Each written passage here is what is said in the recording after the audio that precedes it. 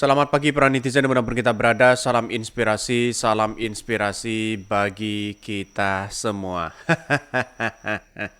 Bagaimana kalau seperti ini begitu kan ya? Ini menunjukkan katanya surveinya ya, seorang Prabowo Gibran itu di urutan pertama, yaitu katanya sudah mendapatkan 51% begitu kan. Saya tidak membayangkan ya bagaimana seorang Prabowo Gibran di acara-acara mereka begitu. Kalau sudah kelihatan sepi seperti ini ya, ini gimana? Ini masih belum memulai atau sudah memulai begitu kan? Atau jangan-jangan karena memang sepi. Nah, itu yang menjadi pertanyaan penting bagi kita begitu. Ya, survei-survei yang selama ini muncul kenapa kok bisa di urutan pertama? Kalau toh pada hakikatnya kenyataannya yang di lapangan itu seperti ini begitu. Jadi sangat disayangkan begitu kan narasi-narasi itu muncul di berbagai di berbagai media sosial yang katanya begitu yang katanya begitu ya itu membludak katanya surveinya sangat tinggi tapi pada ujung-ujungnya begitu kenyataannya kok sepi begitu ada apa begitu kan jangan-jangan ini yang dimainkan oleh beberapa survei yang kemudian yang dianggap membludak banyak dan sebagainya begitu kan apakah Prabowo belum datang dan sebagainya ya atau ini hanya gaib saja.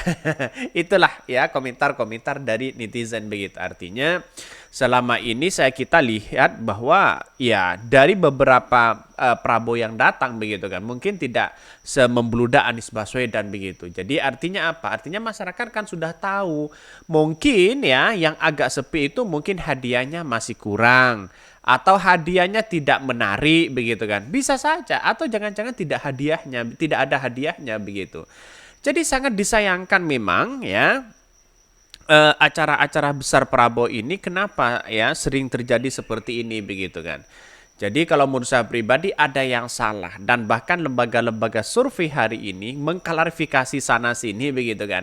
Yang seolah-olah tidak ada ujung batasnya ya dan bahkan istana pun mulai ketar-ketir begitu kan. Seorang Jokowi bisa mengatakan presiden boleh memihak.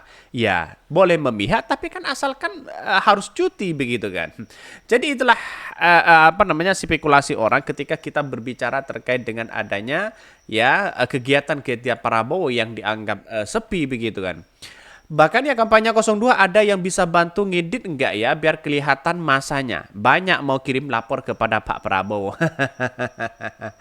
Ya kalau Pak Rulah tahu begitu kan ya mungkin satu sisi wah akan panik mereka. Yang nonton di dalam mobil nggak lihat jutaan itu yang nonton. Hasil survei pengen satu putaran di lapangan amburadul. Ya itulah komentar-komentar dari netizen. Ya bisa saja ada sesuatu kendala penting bahwa ya kalau tidak memainkan sembako, kalau tidak memainkan yang namanya finansial, mungkin orang tidak akan tertarik. Mungkin di satu sisi seperti itu begitu kan. Kecuali memang itu adalah lumbungnya Prabowo. Ya walaupun tidak dikasih apa-apa datang begitu kan. Tetapi di daerah-daerah lain yang basisnya adalah bukan Prabowo ya mau tidak mau hadiahnya harus digedein di situ begitu. Jadi setiap wilayah kan berbeda-beda begitu dan bukan zamannya kita mengadakan panggung besar ya ketemu dengan rakyat ya kampanye di situ bukan zamannya sekarang karena apa di era demokrasi modern hari ini sudah banyak ya tantangan kita bagaimana acara anak-anak muda itu sangat diminati contoh misalnya ya seperti Desa Anies Baswedan, saya kira itu sangat bagus begitu kan, memiliki menambah ilmu, terus kemudian di satu sisi memberikan dorongan kepada kita begitu kan, semangat dalam kita begitu, itu poin penting begitu kan, dibandingkan dengan hanya joget-joget gemoy-gemoy saja begitu. Bahkan ada yang mengatakan lagi digeladi kotornya katanya begitu. Jangan bos ya, parap lagi sakit ya, nanti tambah parah. Ya doakan saja semoga ya Pak Prabowo ya sehat terus begitu kan ya. Sesama saudara-saudara kita harus ya memberikan doa kepada siapapun ya, doa yang terbaik. Ya semoga cepat sembuh saja begitu. Ini mungkin masih ya di Geladi Resik ya, belum hari H, jadi masih sepi. Acara mungkin habis lebaran. Rame itu bang ya, lu aja yang nggak lihat. Gue belain Wowo ya, transfer capek wo buat beli sabla ya. Ini komentar-komentar dari netizen lucu-lucu banget begitu kan. Jadi saya hanya memberikan edukasi begini. Setiap orang itu kan ada masanya dan setiap masa ada orangnya. Dalam artian bahwa kok calonnya Prabowo terus begitu. Mungkin seperti itu begitu kan. Kan ambisinya itu kan kuat sebenarnya. Ambisi itu ingin berkuasa. Karena apa? Karena berkali-kali mereka yang mencalonkan diri di situ begitu kan ya. Dan di satu sisi masyarakat ya itu aja melihatnya begitu kan. Mungkin kalau ada kampanye Prabowo ya dianggap biasa karena mungkin setiap pilpres ya terus seperti itu begitu. Nama Prabowo lagi begitu.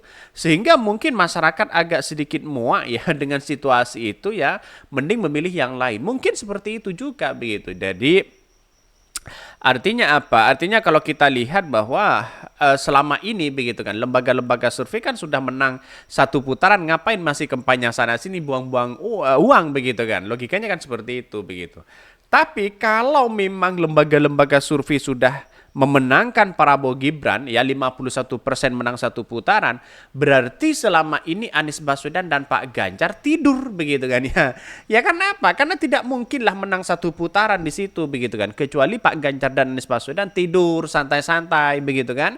Baru mereka menang satu putaran. Tapi kekuatan Anies Baswedan semakin masif hari ini begitu kan ya.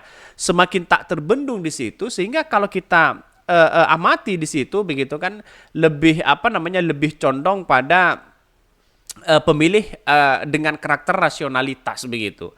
Jadi kalau kita berbicara itu maka kemudian apa yang terjadi? Ya yang terjadi banyak muncul spekulasi begitu kan.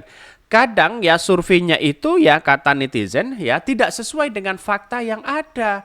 Sehingga muncul begitu kan narasi-narasi itu begitu ya. Karena memang ya faktanya sedikit tapi surveinya kok sangat tinggi. Dan itulah yang menjadi pertanyaan ya dari masyarakat Indonesia di situ begitu. Kenapa kok sepi? Nah itu pertanyaan penting begitu kan.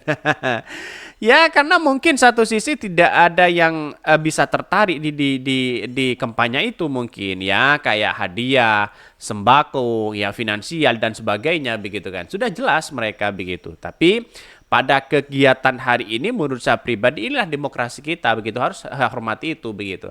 Tapi sayang seribu sayang begitu kalau hanya dikaitkan dengan hanya lembaga-lembaga survei yang muncul, ya bisa saja faktanya dan realitasnya tidak sebanding apa yang diambil mereka. Kan begitu logikanya begitu. Artinya kok sepi terus ya. Kira-kira seperti itulah ya. Mungkin itu ya yang kami sampaikan. Ya tonton terus channel Hodari Podcast Rakyat ini karena ada berita-berita menarik dan viral setiap harinya. Salam para netizen, salam inspirasi bagi kita semua. Jangan lupa di subscribe channel YouTube Hodari Podcast Rakyat ini.